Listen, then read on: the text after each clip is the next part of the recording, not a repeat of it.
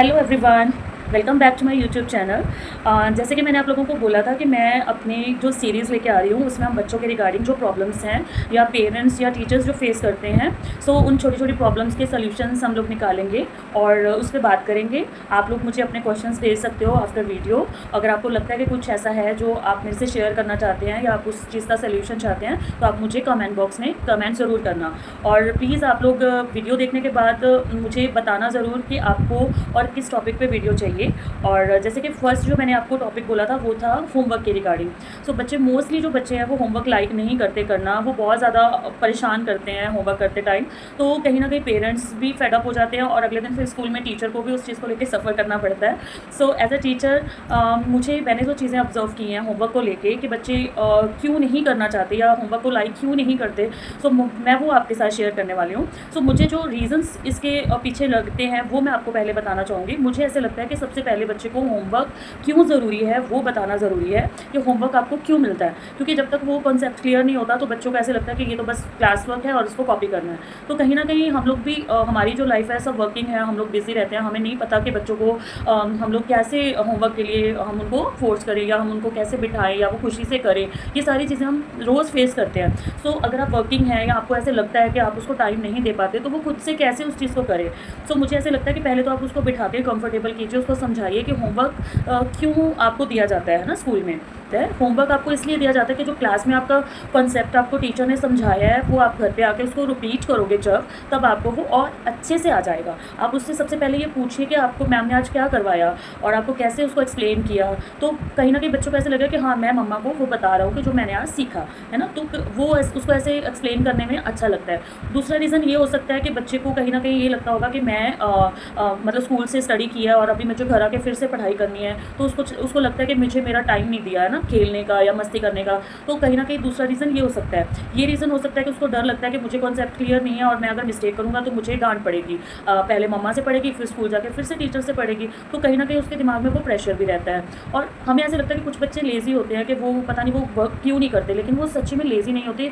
उनकी जो माइंड के बीच में चल रहा होता है ना, आपको वो समझने की ज़रूरत होती है कि उनके माइंड में क्या चीज़ें चल रही हैं। आप उनको बिठा के ये बात पूछिए कि आपको क्यों होमवर्क करना अच्छा नहीं लग रहा है ना, आप क्यों नहीं कर रहे हो। तो वो आपको जब रीज़न बताएंगे फिर हम उस रीज़न के ऊपर बात कर सकते हैं। इन केस आपके पास उस चीज़ का सोल्यूशन नहीं तो आप उसकी टीचर से कांटेक्ट करके आप उससे पूछिए कि हम इसको कैसे इसका सोल्यूशन निकाल सकते हैं ना।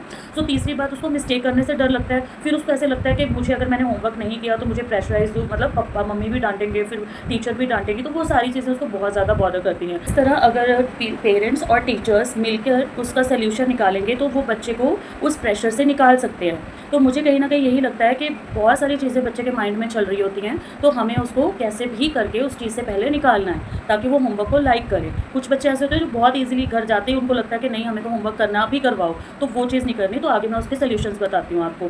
तो सोल्यूशन में सबसे पहले क्या करना है कि आपको एक बच्चे को पहले तो रेस्ट देना है। जैसे वो स्कूल से आए उसको रेस्ट देना है, उसको थोड़ी देर के लिए सुलाना है, क्योंकि नींद बहुत ज़रूरी है। बच्चा मॉर्निंग से अर्ली मॉर्निंग उठ के स्कूल जाता है, वहाँ पे भी बहुत सारा प्रेशर रहता है, तो कहीं ना कहीं वो बहुत ज़्यादा मेंटली थक जाता है। चाहे वो जितना भी बोले, आप उसको यही बोलो कि आपने 2 घंटे सोना है। उसके बाद जैसे वो उठे उसका माइंड फ्रेश हो जाता है, उसके बाद उसको आप एक अच्छे से कॉर्नर पे स्टडी टेबल के साथ और जहाँ पे पीसफुल एरिया हो, जहाँ पे मोबाइल टीवी कुछ भी ना चल रहा हो, वहाँ पे आप उसको बिठाइए और उसको कलरफुल टेबल और चेयर और उसकी जो स्टेशनरी है वो भी कलरफुल हो, है ना। तो थोड़ा सा उसको ऐसे लगता है कि हाँ मतलब मज़ा आए काम करने में, तो उसको आप वहाँ बिठाइए।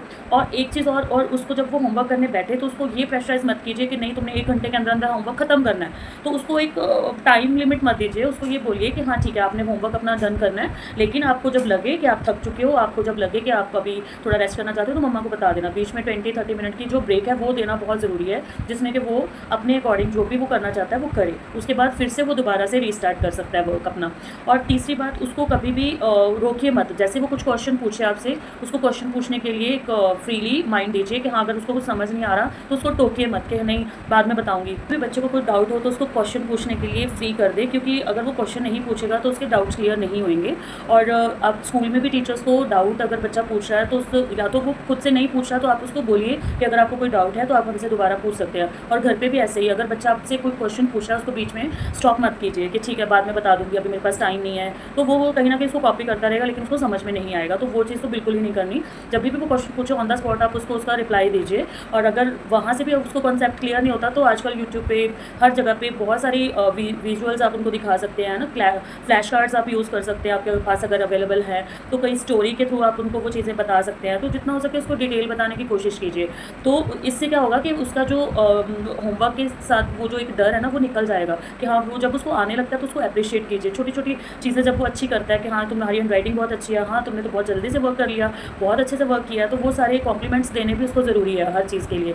तो उसको हमेशा अप्रिशिएट कीजिए कि हाँ, तुमने बहुत अच्छा किया है। चाहे उसने गलत भी किया हो तो भी उसको आप बोलिए कि कोई बात नहीं, हम उसको और अच्छे से कर सकते हैं। तो ये छोटी-छोटी चीज़ों का ध्यान रखना बहुत ज़रूरी है। मुझे कहीं न कहीं लगता है कि कुछ चीज़ें हमारे हाथ में होती हैं, जब हम ये सोच लेते हैं कि टोटली हम डिपेंड हो जाते हैं कि बच्चे ट्यूशन जा रहे हैं, चलो ठीक है, वहाँ से होमवर्क कर लिया, बात खत्म। अब हमारे पास उतना टाइम नहीं है कि हम बच्चे को प्रॉपर लेके बैठें। लेकिन मैं ये सोचती हूँ कि जो बच्चे केजी विंग में होते हैं ना, जब वो नर्सरी टू सेकंड क्लास तक आप लगाइए, कि वो बच्चे जो एक एज में होते हैं ना, तो उनके पास बैठ के उनको खुद से पढ़ाना बहुत ज़रूरी होता है। बाकी सारे काम होते रहेंगे, ये उनका बेस होता है। तो यहाँ पे अगर हम उनका बेस अगर स्ट्रॉन्ग कर देते हैं तो फिर आगे उनको जाके कोई प्रॉब्लम नहीं होती।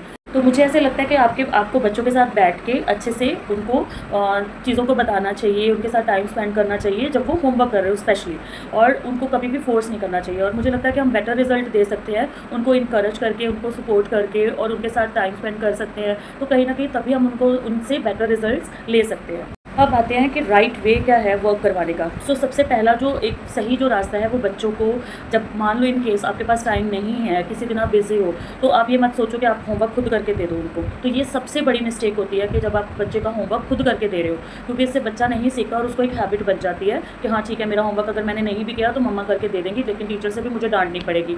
और उसको डांटिएगा मत, बिल्कुल भी होमवर्क करवाते टाइम पेशेंस रखिएगा, क्योंकि पेशेंस बहुत ज़रूरी है। हम एज ए टीचर बच्चों के साथ बहुत पेशेंटली चलते हैं, क्योंकि हमें पता है कि ज़रा सामने को डांटा और बच्चा वो वहीं पे कहीं ना कहीं डाउन हो जाता है ना। तो घर पे भी वही होना चाहिए कि आपको एक बच्चे को अगर वर्क करवाना है तो आपको उसके साथ बहुत पेशेंटली चलना पड़ेगा, और पेशेंस रखनी बहुत ज़रूरी है। कहीं ना कहीं उसकी छोटी छोटी चीज़ों को सेलिब्रेट कीजिए। अगर उसने छोटी छोटी चीज़ें करी हैं तो उसको आप अप्रिशिएट करो, जो मैं पहले भी आपको बता चुकी हूँ।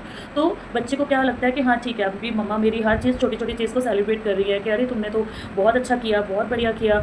और एक सबसे बड़ा पॉइंट मैं ये बोलना चाहूँगी कि अपने बच्चे को कभी भी किसी के साथ कंपेयर मत कीजिए, क्योंकि कंपैरिजन जब आ जाता है ना तो बच्चे को ऐसे लगता है कि मैं उस बच्चे से कम हूँ या मैं ये चीज़ कर ही नहीं पाऊँगा। तो कंपेयर करना सबसे बड़ी गलती होती है।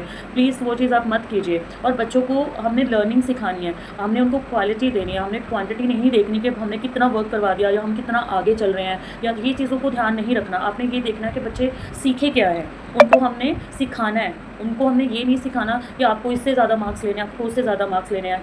एज ए टीचर मैं आपको यही बोलूँगी कि मार्क्स मैटर नहीं करते, क्योंकि जब तक बच्चा यहाँ से लर्निंग नहीं कर पाएगा, खुशी से नहीं करेगा, तब तक वो आपको रिजल्ट भी नहीं दे पाएगा। हमारा गोल ये नहीं होना चाहिए कि बच्चे का होमवर्क कंप्लीट हो जाए। हमारा गोल ये होना चाहिए कि बच्चे के अंदर कॉन्फिडेंस आए और वो होमवर्क से प्यार करे। हर बच्चे का एक अपना स्टाइल होता है चीज़ों को सीखने का, लेकिन जब पेरेंट्स, टीचर और बच्चे तीनों मिलकर एक टीम की तरह काम करते हैं तो वो सारी चीज़ें आसान हो जाती हैं। सो इसी एंडिंग के साथ मैं आपको फिर से मिलूँगी एक नए टॉपिक के साथ। सो ऐसे ही वीडियोज़ के लिए आप मेरे चैनल को लाइक, सब्सक्राइब और शेयर कीजिए, ताकि मुझे और इंकरेजमेंट मिले। और अगर आपको कोई डाउट है तो आप मुझे कमेंट बॉक्स में ज़रूर उसके बारे में लिखिए, ताकि मैं आने वाले दिनों में उस पर भी वीडियो बना पाऊँ। Thank you for watching. Stay tuned.